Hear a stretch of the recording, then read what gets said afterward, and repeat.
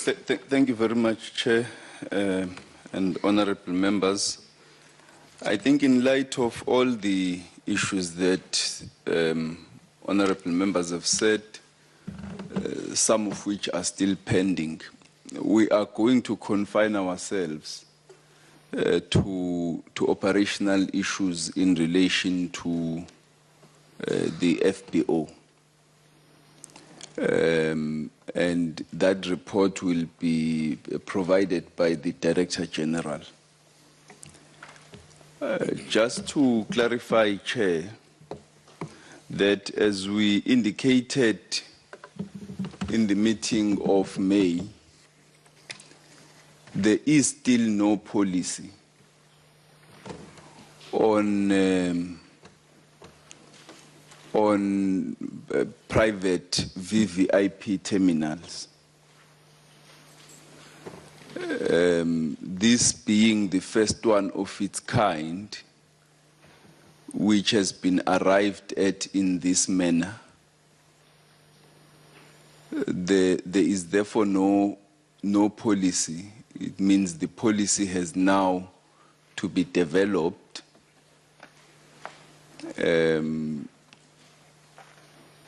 so that it can provide a framework for how such issues are dealt with going forward.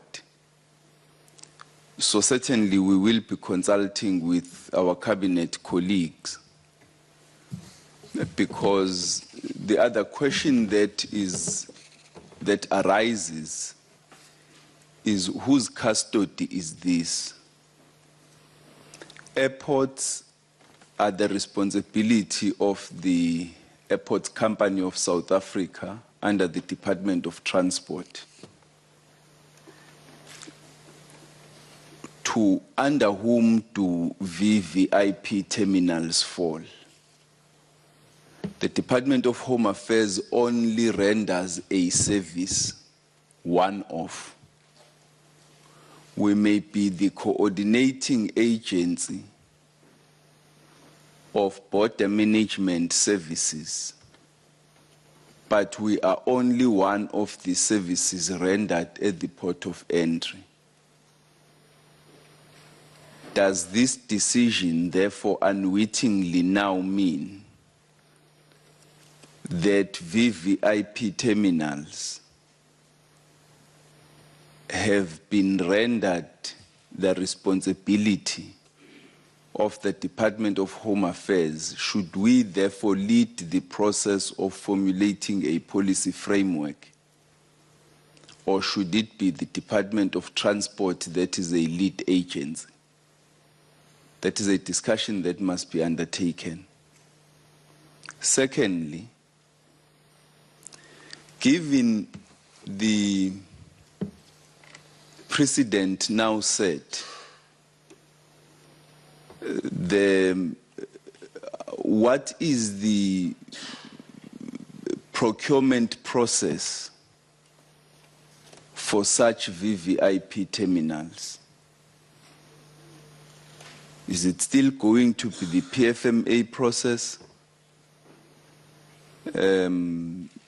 Is it going to be the supply chain management process?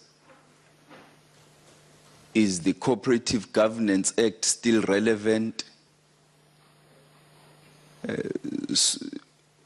All that process, the entire governance process of awarding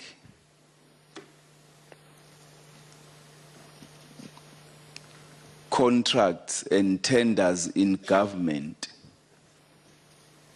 needs to be clarified. And that will also fall into the policy framework.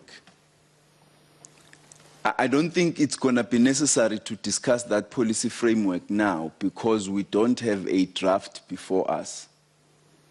What we are saying is that we are going to take to Cabinet a discussion which is going to take into consideration the implications that have arisen as a result of this decision,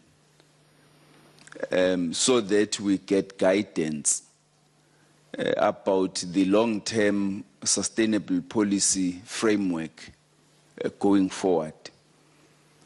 Secondly, with regard to Kruger-Mpumalanga International Airport, colleagues will remember, or honorable members will remember that Kruger-Mpumalanga International Airport and Lanseria airports are not VIP terminals, they are airports.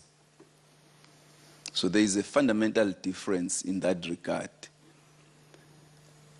They may be privately owned, but they are for public use. Kruger-Mpumalanga International Airport was declared as such towards 2010, when government proclaimed that every province must have an international airport.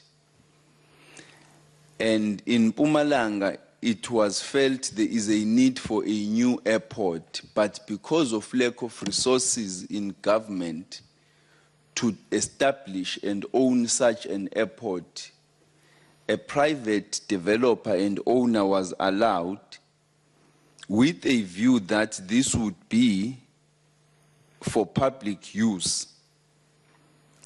And that is why, therefore, you had Kruger-Mpumalanga International Airport, and Lanseria was declared an international airport in order to reinforce the capacity shortages at OR Tambo International Airport.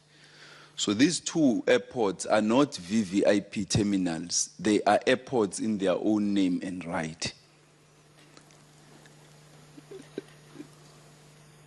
But I think the issue does not relate to these two, because these two are governed by a separate framework altogether.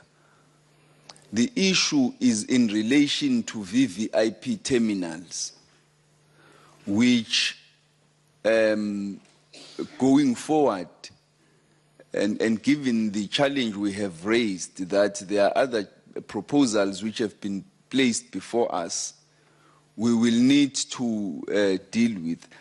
I do not personally think we have a specific problem with regard to the proposals before us that pertain to the request in relation to Cape Town and George, because the processes in relation to those two are different from this one. As honorable members have correctly said, given the other processes that are still pending, it will not be wise for one to reflect on the processes which have gone on. It's not going to be wise to reflect on those. I think it suffices to leave it here. But I do not think or believe that we are going to face a difficulty in relation to those other two.